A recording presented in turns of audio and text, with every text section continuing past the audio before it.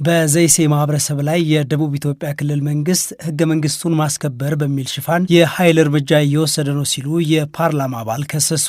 የምክር ቤት አባሉ ይህን ክስ ያቀረቡት ባለፈው ሐሙስ የፍትህ ሚኒስቴር ከምክር ቤት አባላት ለተነሱለት ጥያቄዎች ምላሽ ለመስጠት ፓርላማ በቀረበበት ወቅት ነው። ኢዜማን ወክለው የህዝብ እንደራሴዎች ምክር ቤት አባል የሆኑትና የማህበረሰቡ ተወላጅ አቶ አብርሃም አምሼ የክልሉ መንግስት ህዝቡ የሚያነሳውን የፍትህ ጥያቄ ተቀብሎ ምላሽ መስጠት ሲገባው ህገ መንግስታዊ ስርዓቱን በኃይል ለመናድ ተንቀሳቅሳቸዋል በሚል ሽፋንና የህግ ማስከበር ስራ እየሰራው ነው በማለት ህገ መንግስታዊ የሆነውን የራስ በራስ የማስተዳደርን መብት እየገፈፈ ነው ሲሉ ከሰዋል። የምክር ቤት አባሉ በማከልም የክልሉ መንግስት ፍትህ የሚጠይቁ ሰላማዊ ሰዎች ላይ የኃይል እርምጃ እየወሰደ ነው ሲሉ ከሰዋል።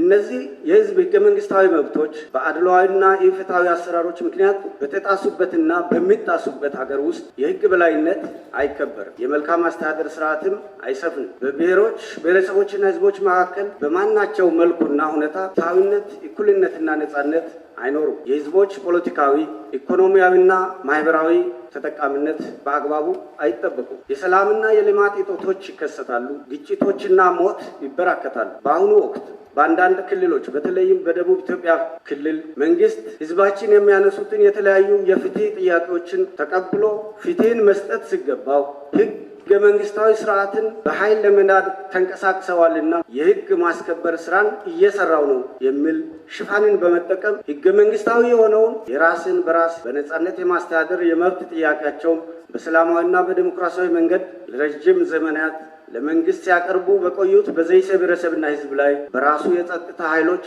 ማለትም በክልሉ አድማ ብተና ፖሊሶች፣ በጋሞ ዞን መደበኛ ፖሊሶችና ሚሊሻዎች ቀጥተኛ የሆነ የኃይል እርምጃዎችን የወሰደ ህዝብን ለተጨማሪ ስደቶች፣ ለአካል ጉዳቶችና ለከፍተኛ የሞት መጠን ማለትም ከ70 በላይ የንጹሃን ሰዎች ሞት እየተከሰተ ያለበት ሁኔታ ይገኛል። የክልሉ መንግስት በበኩሉ ከዚህ ቀደም በአካባቢው የጸጥታ ችግር መኖሩን አምኖ አሁን ሰላም ሆኗል ብለዋል። የክልሉ የመንግስት ኮሚኒኬሽን ቢሮ ምክትል ኃላፊ ወይዘሮ አዜብ ዘውዱ ችግሩ መፈታቱን ተናግረው አሁን ሰላም ነው ሲሉ አጭር ምላሽ ሰጥተዋል። በቃ እንደዛ ከሆነ እናንተ መታችሁ ማጣራት ትችላላችሁ። ያው አሁን ላይ የተወሰኑ እንትኖች ነበሩ። እጅግ ሰላማዊ ነው የሚል ነገር የለም።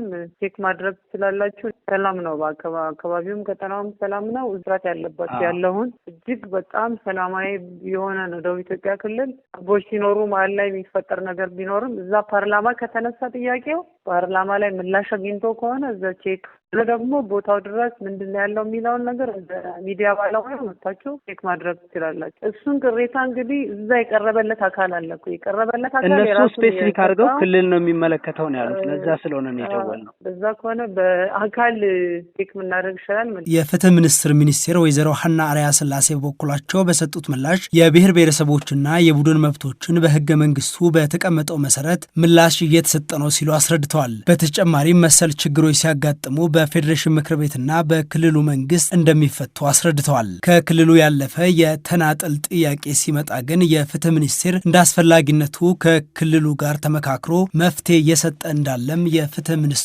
ወይዘሮ ሀና አርያ ስላሴ አስረድተዋል።